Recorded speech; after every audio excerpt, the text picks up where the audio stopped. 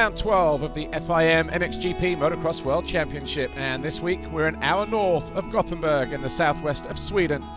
The circuit itself is situated in a rock quarry, so the ground is naturally hard-packed, but this year the organisers deciding to tweak things by relocating the position to the start and finish areas, as well as running in the original direction or the opposite way round to recent years.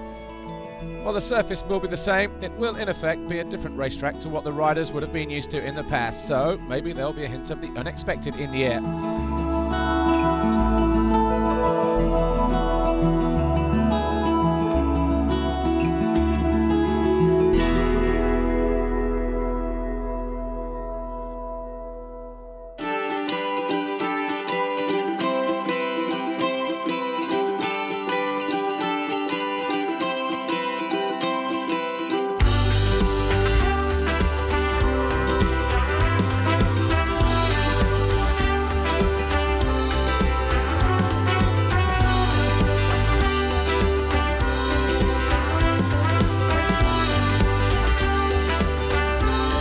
Welcome to Sweden for round 12 of the FIM World Motocross Championship. We're now very much into the second half of the season and we're fastly approaching those final few rounds. But before we get started here today, let's see how the championship standings are shaping up.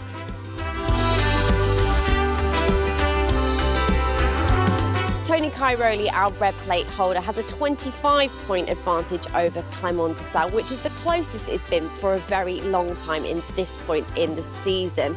But Mr. Consistent Jeremy Van Horbeke is just 12 points back, which really keeps his champion dreams still alive. But this Uddevalla circuit has always been a bit of a curveball, and this year the track runs in reverse. Let's take a look at our GoPro track preview with Ken de Dijker and Magni Klingschein.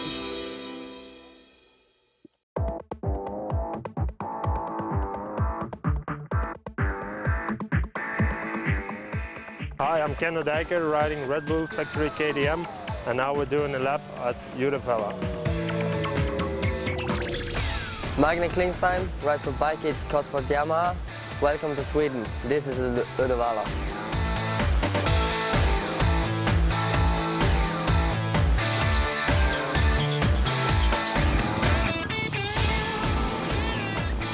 Ken de Dijker and Magni Klingschein then take us down the start straight for the 2014 edition of this MXGP of Sweden. But this year we're going in the opposite direction through the sweeping left-hander at turn 1. That used to be where the finish line was, and we step up into turn 2, this right-hander. No stranger to winning here, of course. Ken de Dijker won his first ever Grand Prix back here at MX1. Dropping up through the shallow valley, through turn 3, onto the hard straight, over the tabletop. Nice knack-knack there from Ken de Dijker on the Red Bull KTM. Then dropping down, you can go single, double, single through these waves, or singles all the way down to the bottom through this left-hander. See how a little bit off camber it is from left to right before working their way up. 2 single jumps or a double if you're lucky. Short little uphill straight into this right-hander. Then we have the first of the Monster Energy tabletops. More of a step down. See how hard and slick and stony it is. Through the Talladega style turn. Real big bold turn. Then uphill. Again, a series of single jumps that the riders will go uphill. That used to be a downhill wave section. Through the tight right. Easy on the throttle, hard and slick, lots of loose stones. It's an old rock quarry that's still very much in use over the other side of the racetrack. Out of the left, over a small tabletop, then we head uphill, possibly one of the longest straights. The second of the Monster Energy tabletops take the riders through here, turn 12. This is where Cairoli came unstuck, if you remember, in 2012, but then we drop downhill over the short tabletop, through the left, double apex, past what used to be turn 2 here, and then into the tight right-hander, a new part of the racetrack, heading back uphill onto the plateau, and then again a single series of waves. You can take the middle 2 actually as a double, but most guys monoing into the left-hander. Highest point of the circuit, over the Ippon tabletop jump, and then we drop downhill through a very fast sweeping left-hand turn. This takes us through this left uphill, over the Monster Energy finish line jump there, down past pit lane, and at the end we go left and right, and we're back on the start straight, heading back to turn 1.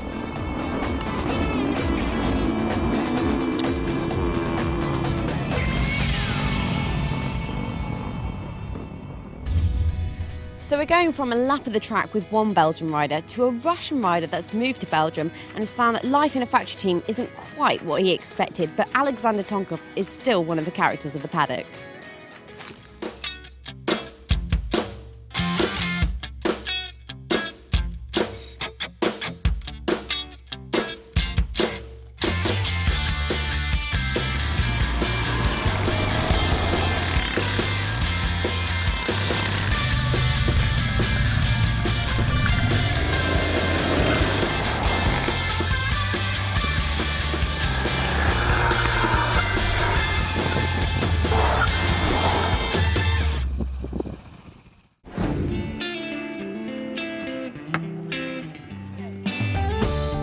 I moved to Belgium. I've been alone in Belgium, you know. I don't have all the crew behind me like what I have like for a long time, you know. My family, my brother and everybody. So it was pretty big change, and so now I kind of try to come back on that point where I was last year. Especially with me, I'm really, like for me it's really important to have fun in the life, you know. I'm not a guy a lot about like sport, you know. I cannot concentrate on like one thing a long time.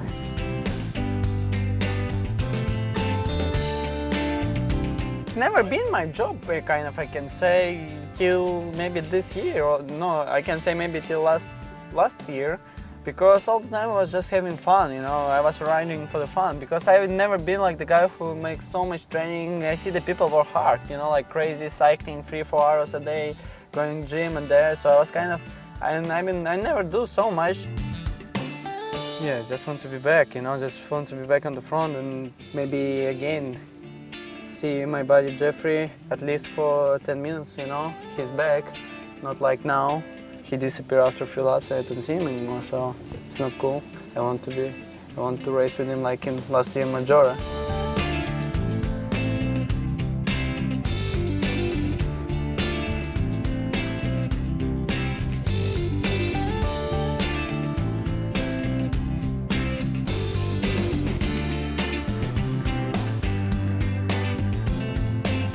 When I was young, man, the problem, I was living in Siberia. So there we don't have even the pictures, you know, from the motocross. So that was, I think, the biggest point. But I think my brother, first time he bring, it was something, I think it was his pictures, you know.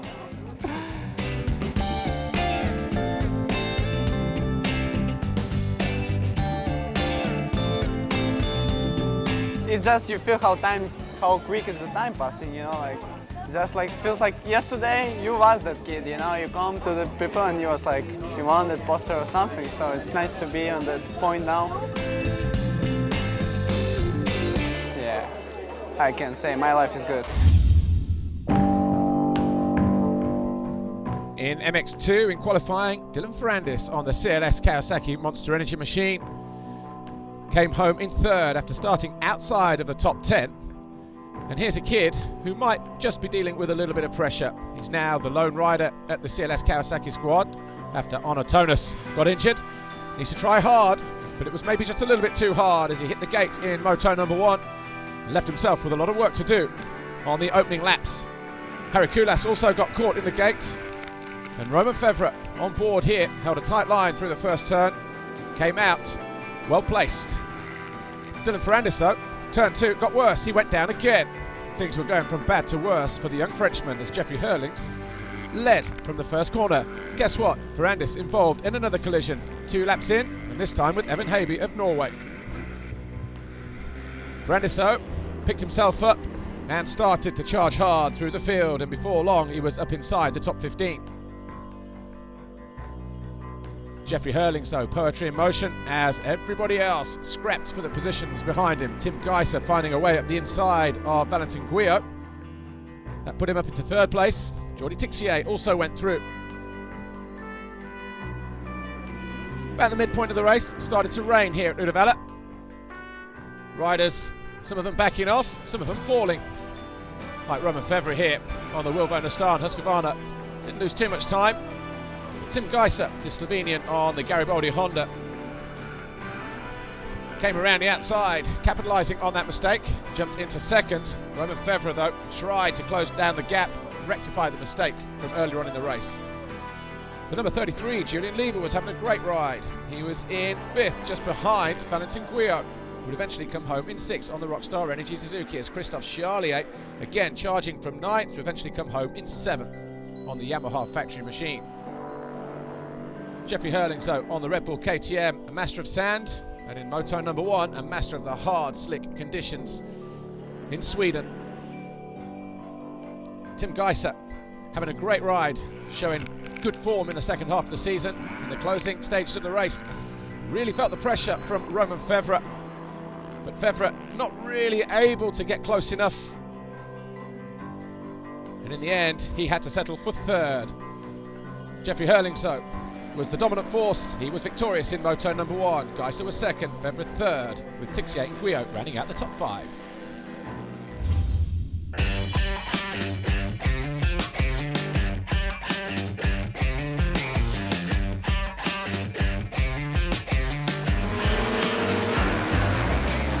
MX2, race 2, everybody getting cleanly away this time. Down through the first turn, it was Valentin Guyot who pulled the foxhole shot as Damon Growlers took out the GoPro. Hurlings up the inside, his teammate Tixier almost through the front door on the first step up as Fevre followed them through. Fevre then went after Tixier in the battle of the French riders.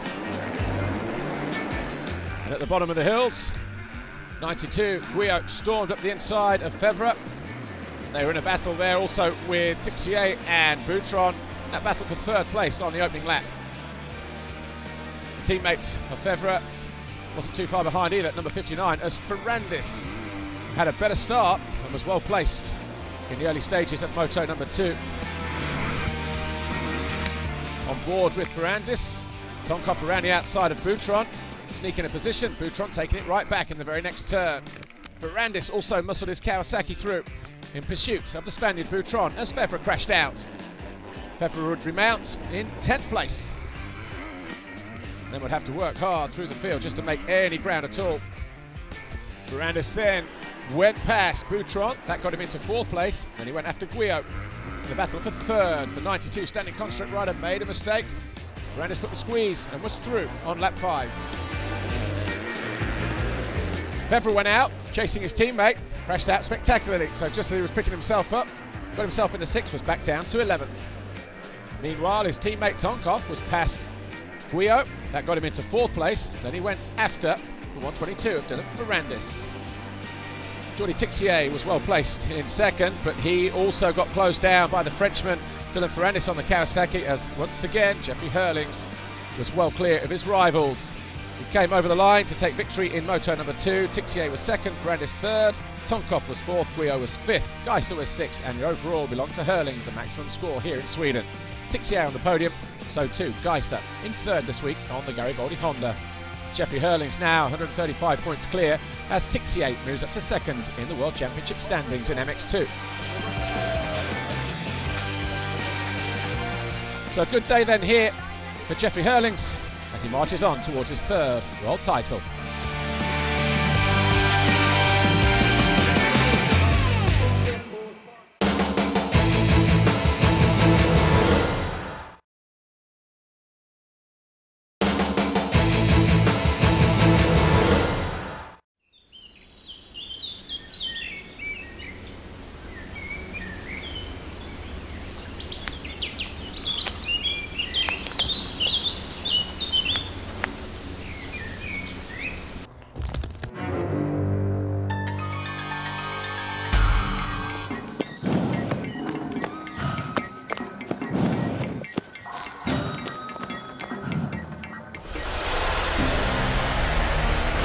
What's that?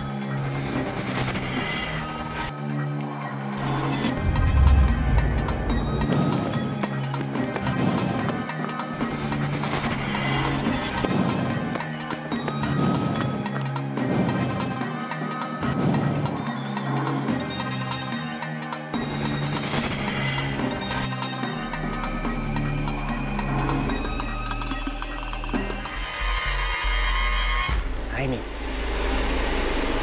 I'm back.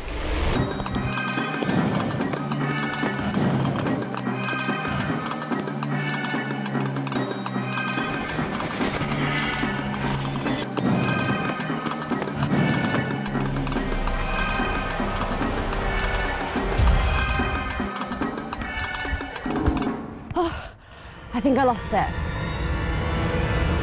No, you didn't. Oh, it's you! Well, it's great to see you back in the GP paddock, but I guess it's also a surprise to see you. Yeah, it's definitely a surprise. I only got a call 1 week ago with the opportunity to come back here and ride for Ice One Husqvarna. It was KTM's idea, and they asked me if I want to come back, and they were feeling out maybe I wanted to come back here for 2015, and they thought maybe this is a better opportunity for me to come back and do 4 Grand Prix.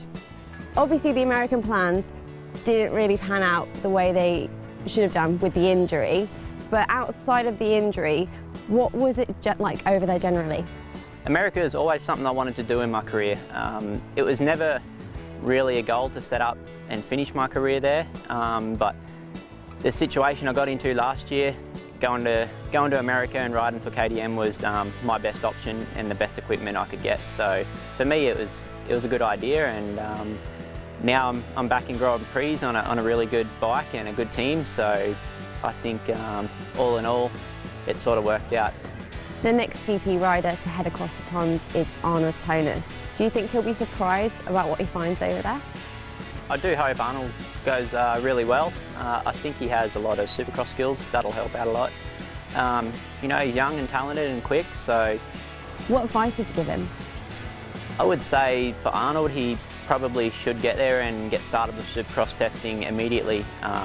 Try not to have too much downtime in the summer, because Supercross comes around really fast and you need to get testing and get the hours up for sure. I've seen you wandering about the paddock already today, and everyone, it's clear that they're very happy to see you back, so it must be nice to be back in Europe.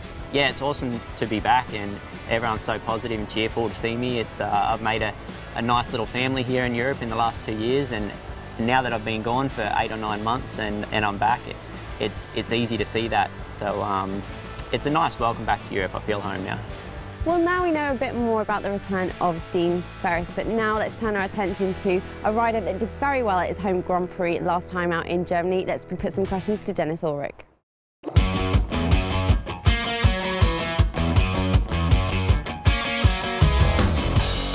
Yeah, it was just a national race on 50 KTM. I finished 5th, and yeah, I just have prizes till the 3rd place. For sure chicken. My best trick? Yeah, I like to do a neck. I think it's very cool. Yeah, German, English, and a little bit of France, and so yeah, 2.5. For football, yeah, it's Germany. Oh, Z, Epsilon, X. Yeah, that's it. Oh, so 3 times 150 is 450 minus 3, 474. Yeah, that's a good question. I think it was last year when I was winning the German Championship RDLC Masters. I think it's Ricky Carmichael, but he has a great style on his motorcycle, and also Stefan Everts. What? In the qualifying race in MXGP, Clément de Sal led every one of the 13 laps that were on offer. He came home ahead of his teammate Kevin Strybos in what was a Rockstar Energy Suzuki 1-2. Stephen Frossard was 3rd, Kai Rowley was 4th in what was quite a pedestrian affair, but altogether quite interesting as well. And an eye-opener for the main race. The gate dropped in moto number 1, on board with Kevin Strybos as Kai Rowley was lightningly fast out of the start, pulled the foxhole shot. Strybos, after that slow reaction, was able to recover well, came out in 5th place. Alongside him, Sean Simpson on the Hitachi KTM, but Strybos making light work of the Scot, then went after his teammate de Sal. Bit of bar-banging action between Strybos and Van Hoorbeek saw the Belgian Yamaha rider go through into 3rd. as Frossard gained ground on Simpson.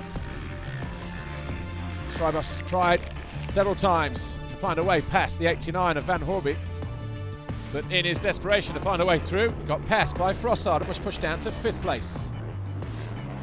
Commander Sal was keeping Tony Cairoli honest, as Frossard looked interested in going after the Sal. Strybos just making 1 or 2 little mistakes in the early part of the race. Strybos and Frossard continue to go backwards and forwards. Both were riding a little bit loose, a little bit close to the bone as well on occasion. Cairoli doing his best to pull clear of de Sal in second.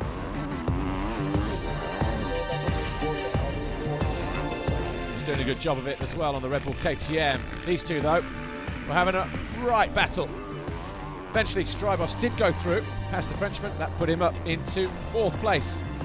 And Strybos then went after Van Hoorbeek, wasted no time passing him, and then 2 laps later was past de Sal and moved into 2nd with about 5 laps to go. So at that stage then it was Cairoli, Strybos, Van Hoorbeek, de Sal and Frossard in 5th place. Sean Simpson got caught in the closing stages by Tommy Searle. Searle took over the 6th position, pushing the Scot down to 7th. And the number 24 Hitachi KTM rider, though, it's another good top 10 ride for him. De Dijker likewise coming home in 8th in Moto number 1. Max Nagel had a pretty good moto in the end, but it was a big, hard-fought battle coming from outside the top 15 on the opening lap. Eventually came home in 9th, but Tony Cairoli was victorious in Moto number 1. Strybos was 2nd, Van Hoorbeek 3rd, de Sal and Frossard your top 5.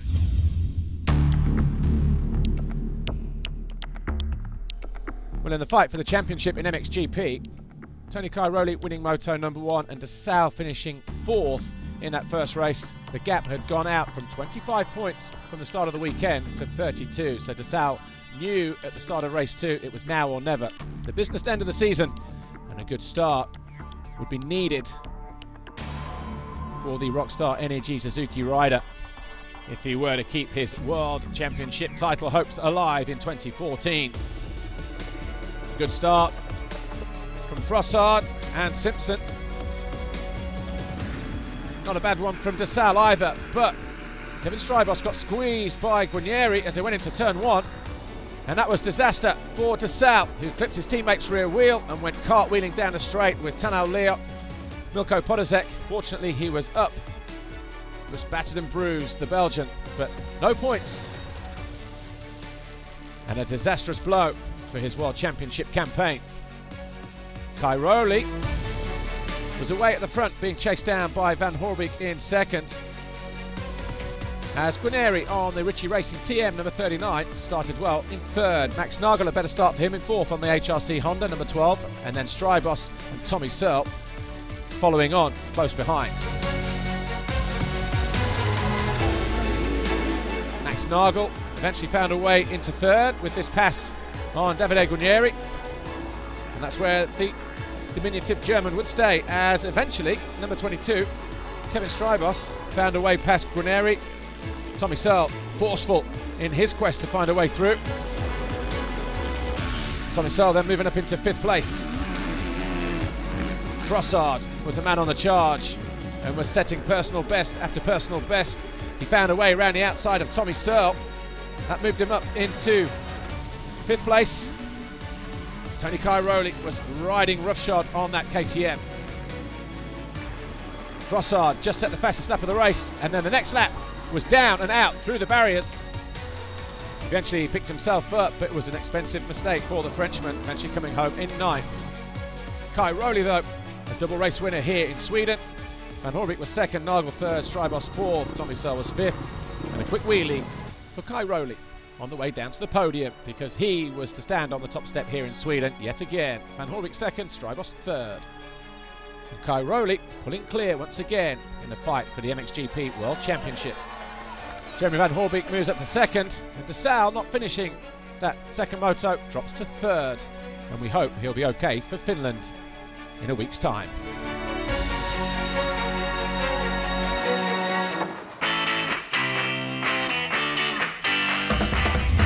Well, some absolutely fantastic racing action there to round out round 12 of the FIM World Motocross Championship. There's just one short week until our next stop in Hyvinkää, Finland. And by the looks of things, all the trucks have already left and I need to get to the ferry. This is running though.